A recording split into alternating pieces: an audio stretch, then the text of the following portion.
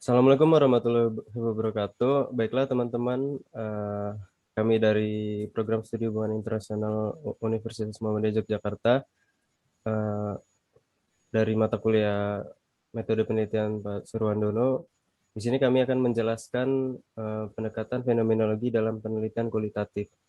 Berikut anggota kami, yang pertama ada Nabila Yusuf dan yang kedua ada saya sendiri. Yang kita mulai dari latar belakang.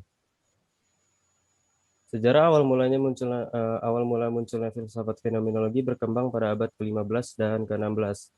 Pada masa itu terjadi perubahan besar dalam diri manusia tentang perspektif dirinya di dunia ini. Pada abad sebelumnya, manusia selalu memandang segala hal dari sudut pandang ketuhanan. Selanjutnya terjadi gelombang besar modernitas pada kala itu yang mengubah sudut pandang pemikiran tersebut. Para filsuf banyak yang menolak doktrin-doktrin gereja yang melakukan gerakan reformasi yang disebut sebagai masa pencerahan. Eh, eh, Fenomenologi adalah pendekatan yang dimulai oleh Edmund Husserl dan dikembangkan oleh Martin Heidegger untuk memahami atau mempelajari pengalaman hidup manusia. Pendekatan ini berevolusi sebuah metode penelitian kualitatif yang matang dan dewasa selama beberapa dekade pada abad ke-20. Fokus umum penelitian ini memeriksa atau meneliti esensi atau struktur pengalaman ke dalam kesadaran manusia. Eh, Selanjutnya, definisi. Secara harfiah, fenomenologi berasal dari kata phenomenon dari bahasa Yunani yang berarti gejala atau segala sesuatu yang menampakkan diri. Istilah fenomena dapat dilihat dari dua sudut pandang, yaitu fenomena itu selalu menunjuk keluar dan fenomena dari sudut pandang kesadaran kita. Fenomenologi merupakan pemberangkatan dari metode ilmiah yang berasumsi bahwa eksistensi suatu realitas tidak orang ketahui dalam pengalaman biasa. Fenomenologi membuat pengalaman yang dihayati secara aktual sebagai data dasar suatu realitas.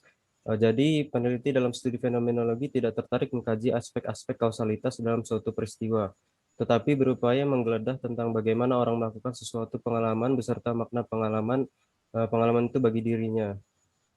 Fenomenologi juga melukiskan ciri intrinsik dari gejala, sebagaimana gejala itu menyingkapkan dirinya pada kesadaran. Metode yang digunakan adalah deskriptif dan bertujuan mengungkapkan intensionalitas, kesadaran, dan dunia kehidupan. Sebagai metode fenomenologi merupakan persiapan bagi setiap penyelidikan di bidang filsafat dan ilmu pengetahuan positif. Satu-satunya alat itu adalah bahasa. Fenomenologi menjelaskan struktur kesadaran dan dalam pengalaman manusia. Pendekatan fenomenologi berupaya membiarkan realitas mengungkapkan dirinya sendiri secara alami. Melalui pertanyaan pancingan, subjek penelitian dibiarkan menceritakan segala macam dimensi pengalaman yang berkaitan dengan sebuah fenomena atau peristiwa yang menimpanya. Studi fenomenologi berasumsi bahwa setiap individu mengalami suatu fenomena dengan segenap kesadarannya. Dengan kata lain, studi fenomenologi bertujuan untuk menggali kesadaran terdalam para subjek mengenai pengalamannya dalam suatu peristiwa tersebut. Selanjutnya ada karakteristik. Karakteristik penelitian fenomenologi ada beberapa hal. Yang pertama, menggambarkan makna dari pengalaman yang telah dijalani oleh seseorang atau beberapa orang sehubung dengan konsep tertentu. Yang kedua, tidak tertarik pada suatu penjelasan, melainkan berkaitan dengan aspek esensial dari pengalaman hidup. Yang ketiga, merupakan studi sistematis tentang subjektivitas. Yang keempat, berupaya menggambarkan apa yang mendasari cara orang biasanya menggambarkan pengalaman. Yang kelima, mempelajari koeksistensi antara seseorang dalam suatu kelompok. Yang keenam, memiliki reduksi transendental atau fenomena dilihat dari segi supraindividual sebagai objek untuk subjek umum. Yang ketujuh, secara metodis mengarah pada penemuan dan analisis hal-hal atau objek penelitian di dunia. Yang kedelapan, berusaha untuk memahami bagaimana orang membangun makna tersebut. Kesembilan, kebenaran kritis tentang realitas didasarkan pada pengalaman orang-orang. Dan yang terakhir, peneliti dan informan penelitian seringkali dianggap sebagai partisipan sekunder. Teknik pengumpulan data. Dalam studi fenomenologi, wawancara adalah subjek untuk melakukan subjek penelitian. Untuk memperoleh hasil wawancara yang utuh, maka wawancara itu harus direkam. Kelengkapan data dapat diperdalam dengan menggunakan Teknik lain seperti observasi, data partisipan, penulisan dokumen, dan lain-lain. Studi fenomenologi mencari jawaban tentang makna dari suatu fenomena. Menurut Bensin dan Lincoln, pada dasarnya ada dua hal utama yang menjadi fokus dalam penelitian fenomenologi. Yang pertama textural description, yang kedua ada structural description. Textural adalah apa yang dialami oleh subjek penelitian tentang sebuah fenomena.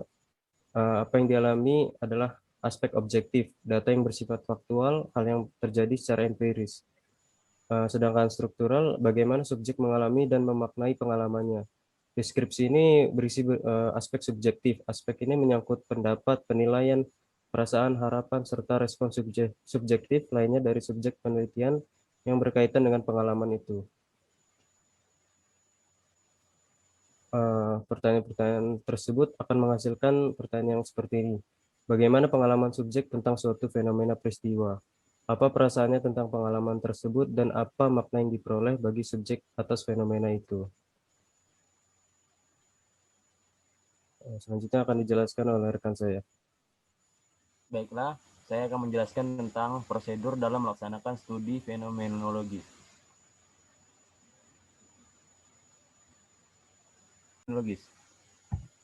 Sebagai hasil adaptasi dari pemikiran Stefik, Kolezi, dan Ken, satu, menetapkan lingkup fenomena yang akan diteliti. Peneliti sebagai manusia harus sejauh mungkin meninggalkan pengalaman pribadinya terkait fokus penelitiannya. Upaya ini disebut dengan breakout. Breakout dilakukan untuk membantu peneliti memperoleh pemahaman sedalam dan seobjektif mungkin fenomena yang dialami secara personal oleh informan tanpa terkontaminasi oleh pengalaman peneliti sendiri. 2. Menyusun daftar pertanyaan. Data fenomenologis berupa narasi deskriptif yang dikumpulkan dari cerita individu yang mengalami suatu fenomena yang diteliti. 3. Pengumpulan data. Proses analisis data pada prinsipnya mirip dengan analisis kualitatif lainnya, yaitu data ditranskrip lalu dengan merujuk pada rumusan masalah. Peneliti melakukan coding, clustering, labeling secara tematik, dan melakukan interpretasi. Proses tersebut berlangsung bolak-balik sebagaimana analisis data kualitatif pada umumnya. Yang keempat adalah analisis data. Proses analisis data pada prinsipnya mirip dengan analisis kualitatif lainnya, yaitu data ditranskrip lalu dengan merujuk pada rumusan masalah. Tahap deskripsi esensi. Masing-masing tema yang muncul dalam proses analisis mengandung narasi verbatim, secara garis besar berupa deskripsi tekstual tentang apa yang dialami oleh partisipan dan bagaimana mereka mengalaminya. Dari deskripsi tekstual tersebut, penelitian mendeskripsikan esensi universal dari fenomena yang ditelitinya. Tipikal deskripsi tekstual yang disusun dalam riset fenomenologi adalah terdiri dari paragraf yang cukup panjang dan mendalam. Yang keenam adalah peneliti melaporkan hasil penelitiannya. Oke, lanjut.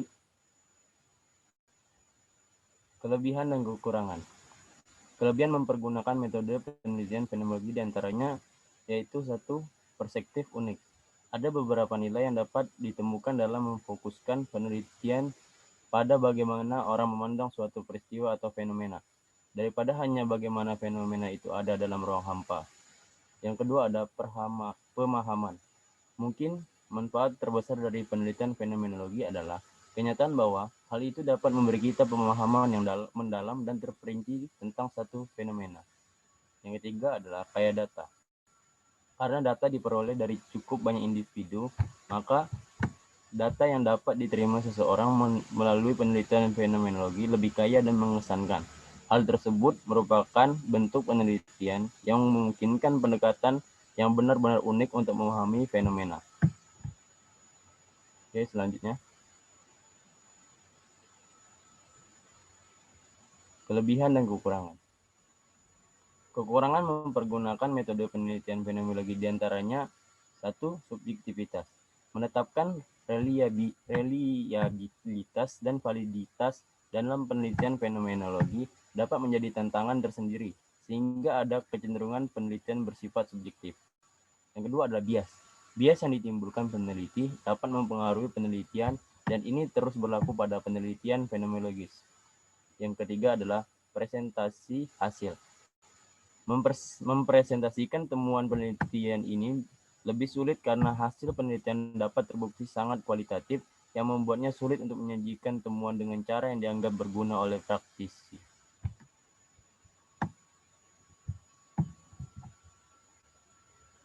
Oke, selanjutnya itu contoh penelitian fenomenologi. Fenomena yang dialami sekelompok individu tentunya begitu beragam. Saya akan paparkan sedikit contoh agar pembaca ada gambaran. Ambil contoh fenomena HIV atau AIDS. Peneliti kita fokuskan pada fenomena berupa perlakuan diskriminatif yang menjadi pengalaman hidup para penderita HIV. Fokus penelitian demikian bisa dilakukan dengan mengaplikasikan metode fenomenologi. Studi fenomenologi tentang fenomena perlakuan diskriminatif berusaha untuk mengungkap apa kesamaan pengalaman hidup yang dialami oleh para penderita HIV atau AIDS yang mendapat perlakuan diskriminatif dalam masyarakat serta bagaimana mereka mengalaminya. Data yang dikumpulkan dalam studi fenomenologis berupa data teks atau narasi deskriptif, berupa eksplanasi atau analisis. Contoh lain, konsep atau fenomena tentang menjadi seorang ayah. Fokus penelitian adalah seperti apa pengalaman yang dirasakan oleh bapak muda ketika pertama kali menjadi seorang ayah. Oke, sekian dari kami. Mungkin ada salah kata, kami mohon ampun. Lebihnya, wassalamualaikum warahmatullahi wabarakatuh.